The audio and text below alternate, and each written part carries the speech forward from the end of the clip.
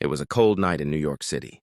A thin layer of snow covered the streets, and the lights of tall skyscrapers reflected off the icy roads. Jack, an ordinary young man, stood outside a subway station.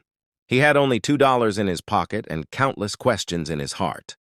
He had come to the USA with a dream that hard work always pays off here, but tonight, that belief felt shaky. As he stood there, he noticed an old man sitting on the sidewalk, shivering from the cold. His clothes were worn out, but there was something unusual in his eyes, a quiet strength. Jack hesitated for a moment, then placed his last $2 into the old man's hand. The old man smiled gently and said, "Sometimes giving a little returns much more." Jack didn't think much of it and walked away. The next day, Jack went to a small coffee shop to ask for a job. The owner politely refused. Disappointed and tired, Jack stepped outside and froze.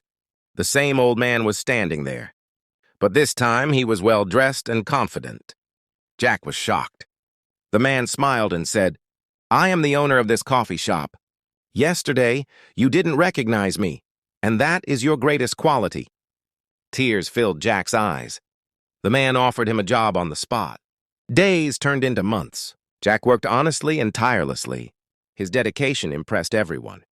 Years passed, and Jack rose from an employee to a manager and eventually became a successful businessman. One evening on that same sidewalk, in the same cold weather, Jack noticed another young man standing with empty pockets and tired eyes.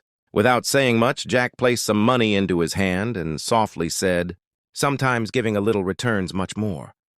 The young man looked at him in surprise as Jack walked away. New York City remained busy as ever, but in that quiet moment, another dream was born. This is the real story of the USA. Here, dreams are not only chased, they are shared. And maybe that is why some stories stay in hearts and go viral.